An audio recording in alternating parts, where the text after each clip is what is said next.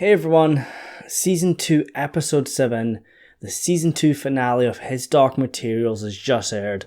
This is the biggest episode so far, so just be careful for spoilers. You have to watch this episode. So this episode is the climax of the second novel, The Subtle Knife. All the storylines from this season have been building up to this. Mrs. Coulter has finally caught up to Lyra. She has her daughter now. Will has found his dad.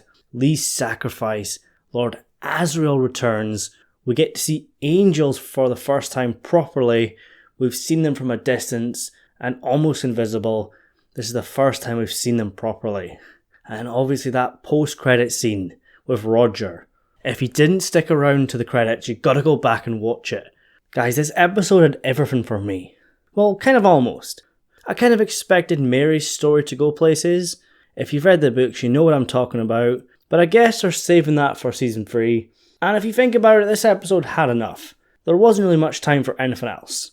And I'm fine with that. They've not confirmed Season 3 yet, but I think it's definitely going to happen. Unless there's something I don't know about behind the scenes. They've worked on some of the scripts. I think they want to do 8 episodes again. I think they've said they've done about half of them.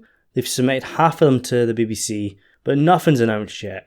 But I think from the reception of last season, and more so this season, we'll definitely get the Amber Spyglass. So yeah, back to this episode, absolutely brilliant, one of my favourites, alongside the finale from last year. The last few episodes of Season 2 have been dominated by Mrs. Coulter, and as always, Ruth Wilson delivers. She's the best character on the show, one of the best actresses I've ever seen. One minute you hate Mrs. Coulter, the next minute you love her, you feel for her. Her character is so complicated, so grey. She's even trying to convince herself, convince her demon that they must find Lyra. Nothing else matters. I love that scene when she's standing across from the golden monkey. The golden monkey's unsure. She's just hurt him. She's trying to convince herself. Convince what makes her human, her demon. She hides that from the spectres. And in this episode we saw weakness from her. This ability that she showed last week to hide what makes her human. To make the spectres not harm her and even obey her. We saw this week that that's vulnerable, that even though she has that ability, it's not perfect. She shows glimpses of this weakness, the weakness that makes her human. And I think she's just brilliant. But at the end, when she's got Lyra drugged up in a box, and Pan too, Lyra's asleep, lying next to Pan, it's a bit creepy. And yeah, Mrs. Coulter knows Lyra's name. She knows that she's Eve. That's the prophecy.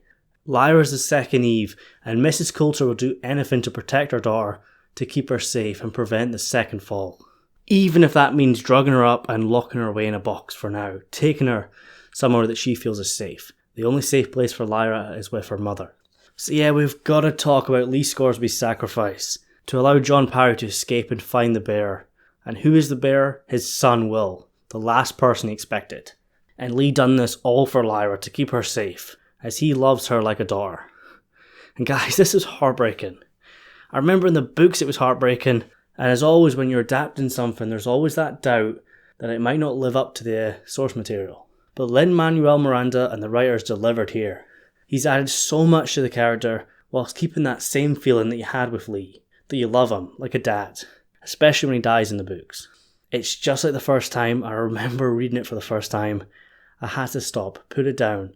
Even though I knew it was coming, it's still heartbreaking, and this scene done Lee justice. So let's talk about Lyra now. She does take a back seat this episode. She does get a lot of screen time, but it's time for others to shine. But I still love Daphne Keenan's Lyra, especially when she talks to Will, or when Pan's talking to Will, about being best friends. And we know more's coming. Lyra's already said she's changing. She's close to becoming a woman. And if you think about it, this show sits on the backs of two very young actors, Amir Wilson and Daphne Keane, and I must say I'm very happy with both of them. They've done a brilliant job. They should be proud of themselves. Will and Lyra are two of my favourite characters in all of fiction. I love their story, I love their ending. And I can't wait to see more. I can't wait for Season 3. I need the Amber Spyglass now. It's going to be sad not having an episode next week. So yeah, let's talk more about Will now. He finally met his dad again, and I love this. John finds the bearer of the subtle knife, and it's the last person he expected. It's his son, but it all makes sense. Just like in the book, this meeting is pretty short, but it's quite different.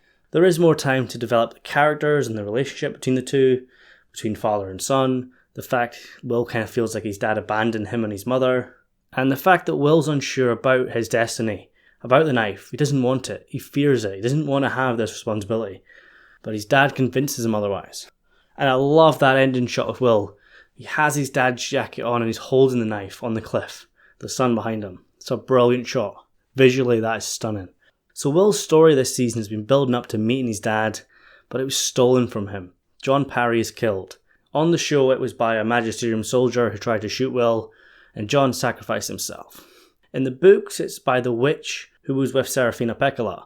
I believe she was a former lover of John Parry, and he left her. She felt bitter about that.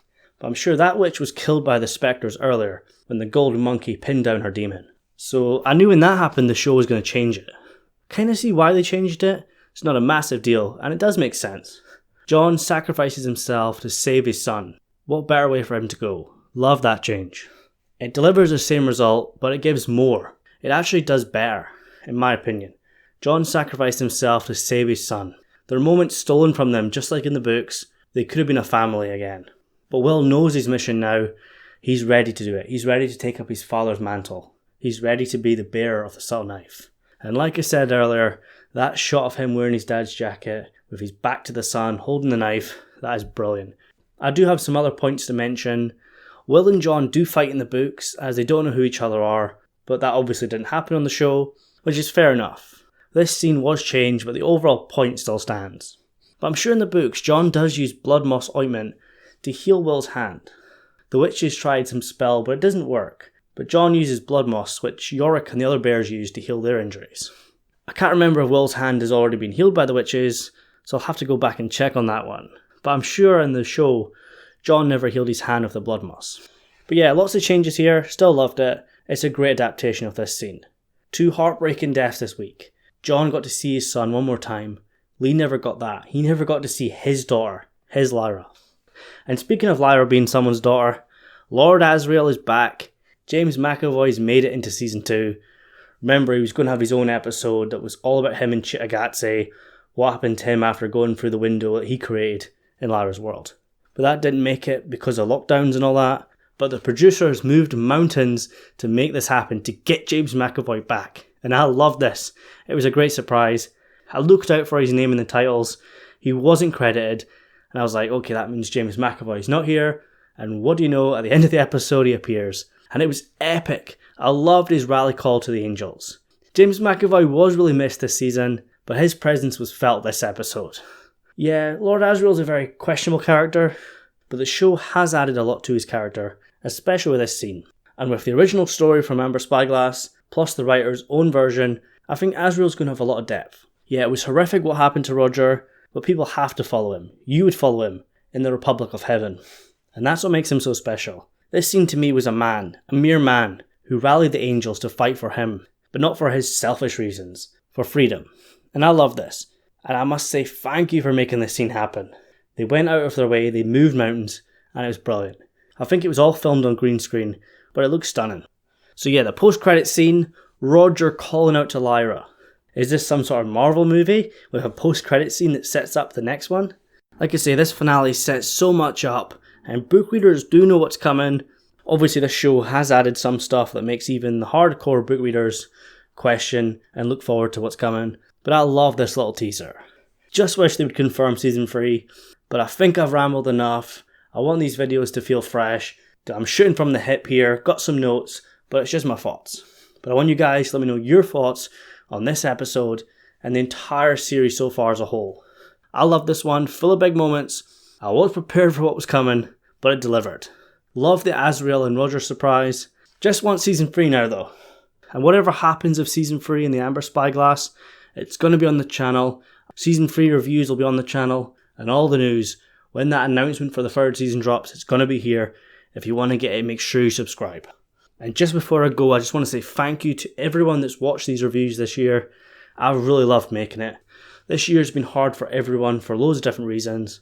I've really struggled this year on YouTube. I lost a lot of motivation and I took a lot of breaks. But His Dark Material Season 2 has really brought it back for me.